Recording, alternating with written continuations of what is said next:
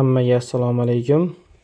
Hurmatli Madrim Teacher kanali a'zolari, sizlar bilan 2025-2026 o'quv yilida umumta'lim maktablarining 9-sinf o'quvchilari uchun matematika fanidan yakuniy attestatsiya o'tkazish bo'yicha metodik tavsiya va materiallar, ya'ni 9-sinflarga yakuniy imtihon bo'yicha variantlarni ko'rib chiqamiz.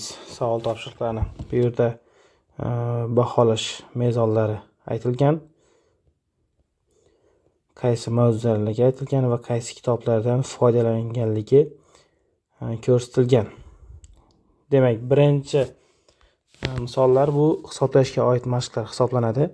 Bu yerda jami 16 ta misolimiz berilgan va shulardan bittasi tushadi. Har bittasini shunaqa ko'rinishda ko'rsatib boramiz. Demak, birinchi hisoblang deyilgan. Ildiz 2 ko'paytgan ildiz 8 ayrilgan 1/125.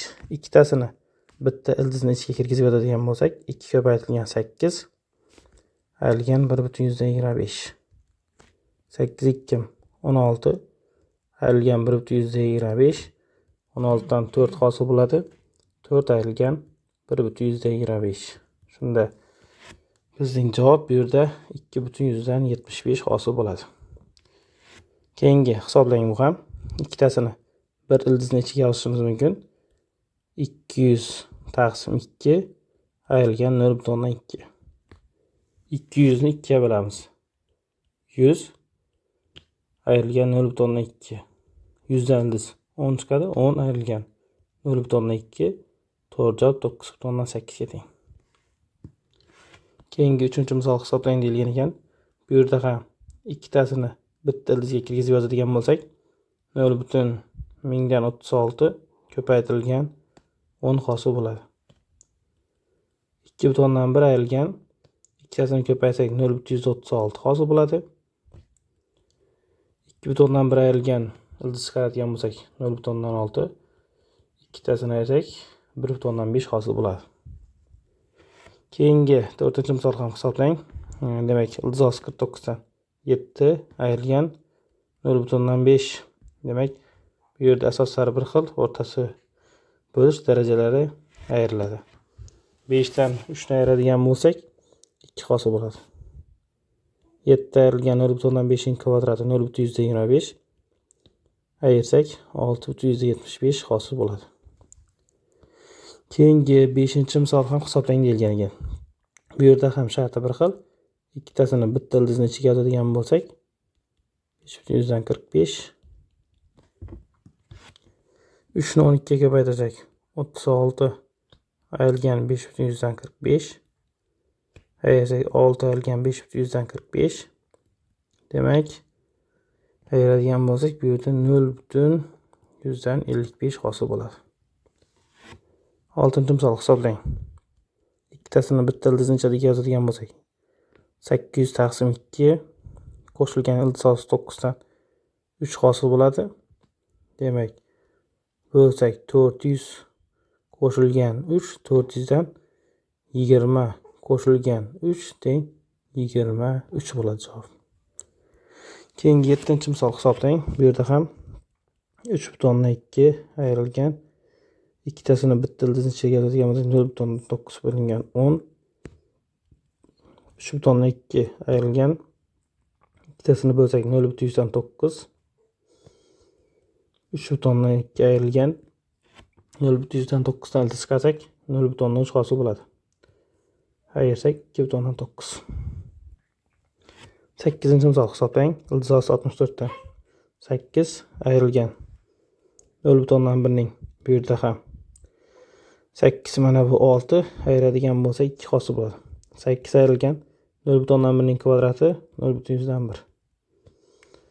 Bu esa 7.99 ga teng. 9-chi misol hisoblang.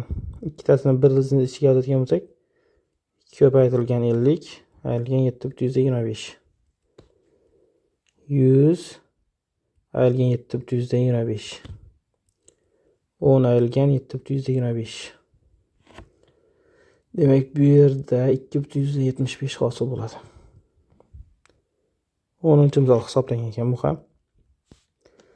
Demak, ildiz 81 dan 9 qo'shilgan 3 ko'paytgan ildizosi 4 dan 2 ildizosi 100 dan esa 10 hosil bo'ladi.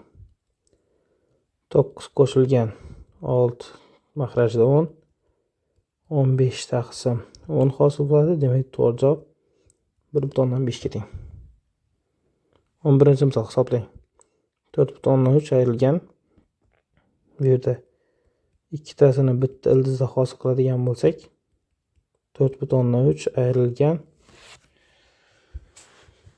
demak, ko'paytirsak 0,164, 4,3 ayrilgan 0,8 hosil bo'ladi. Demak, 3,5 hosil bo'ladi. Keyingisi 12-misol hisoblang deyilgan ekan. Ildizosi 16 dan 4 hosil bo'ladi. Qo'shilgan 0,3. Bu yerda darajalarni ayiradigan bo'lsak, ikkitasini 0,3 ning kvadrati 4 qo'shilgan 0,100 dan 9. Demak, javob 4,100 dan 9 hosil bo'ladi. 13-misol hisoblang. Buni ham ikkitasini bitta ildizning ichiga kirgizib yozishimiz mumkin. Ayrilgan 2,100 dan 5. Ko'paytirsak 36 ayrilgan 2,100 dan 5. Demak, 6 ayrilgan 2,100 dan 5 hosil bo'ladi. Bu esa 3,95 ga teng. 14-misol hisoblang deyilgan ekan. Buni ham ikkitasini bitta ildiz ichiga yozadigan bo'lsak, 500 ko'paytirgan 5 taqsim 4. Bu 500 ni yuqoridagi 5 ga ko'paytirsak 2500 taqsim 4. 2500 ni o'zidan 50 hosil bo'ladi. Mana bundan esa 2. Ikkitasini bo'lsa 25 bo'ladi. 15-misol hisoblang ekan. 7,3 ayrilgan ikkitasini bitta ildiz ichiga kirgizib yozadigan bo'lsak va 10 ga ko'paytiradigan bo'lsak 0,49, 7,3 ayrilgan 0,7 hosil bo'ladi. Bu esa 6,6 ga teng bo'ladi.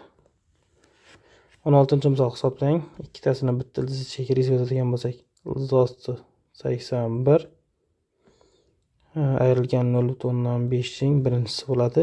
Ikkisini darajalari ayrilsa 81 dan 9 ayrilgan 0,5 teng. To'g'ri javob unda 8,5 hosil bo'ladi.